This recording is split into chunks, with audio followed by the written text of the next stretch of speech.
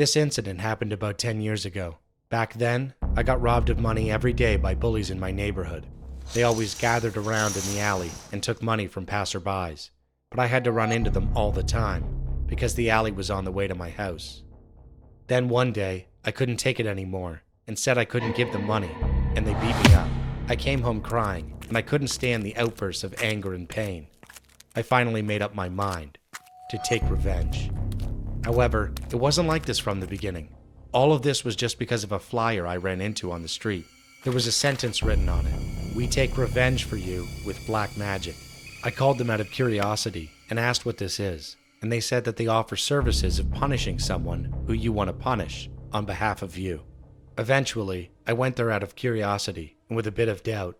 When I arrived and opened the door, there were many large skeleton models standing there, and suddenly, the skeletons turned their heads towards me and ran up to me, creaking.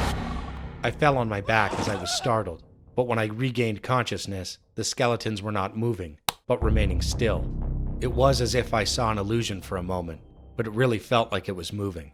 The man sitting inside said, "What you see and what you don't see, both are true. What you just saw is real." I realized that he had a spell. I ran up to him and said, "There is someone I want to punish. How can I do that?" Then he handed me a menu, saying that he wouldn't take the blame no matter what happens. I said it's okay. The paper he handed me had numerous monsters to choose from. Starting with low-class demons, there were dozens of different types of monsters of the underworld drawn on it, including a 3-headed dog and a 5-headed snake monster. Also, the cost of summoning each monster varied as well. Lastly, there even was a death god. The cost of summoning the death god was incredibly high. I asked in a trembling voice, "Can you even summon the death god?" He said, "It is possible, but of course it is up to him whether or not the death god will take him to the afterlife." I pondered long and hard, and then he said, "If you couldn't decide, experience it yourself. I'll call them here, so take a look and decide." I chose a demon that looks like a gargoyle. Then he uttered an incantation, and after a while, the room suddenly became completely dark. Then I heard a deafening voice of a monster, and in front of my eyes stood a gigantic gargoyle-like demon.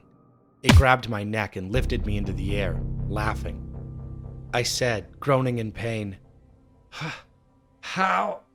Then the black magician said, smiling, "I told you, it's all real."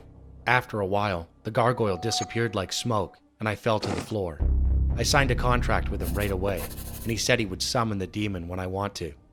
A few days later, I saw the gangsters gathered around in the alley again, and I secretly hid behind them and called the black magician. He chanted a spell, and after a while, the alley became very dark. Then the bullies started screaming. Looking closely, the gargoyle had grabbed them by the neck and was throwing them frantically to the ground. As they tried to escape, crawling away in panic, they were trampled by the gargoyle, and their bodies were crushed. Screams and moans, begging for help, filled the alley. It was hard to believe what I was seeing. Moments later, people passing by called the police after hearing them scream, and when the police arrived, all of the bullies were sprawled out on the floor, gasping for breath. The police speculated that they had fought with each other. The bullies said that they were attacked by a monster, but the police didn't believe them. They were all taken by ambulance, and after that, I heard that all those bullies had broken bones and ruptured organs, so they underwent surgery. They were also receiving psychiatric treatment because they kept claiming that they saw monsters. They didn't show up in the alley anymore after that, and I didn't run into them anymore. I was really surprised that the black magic had been a success, and on the other hand, it was secretly delightful. But what's even more exciting is that no one knows I did that.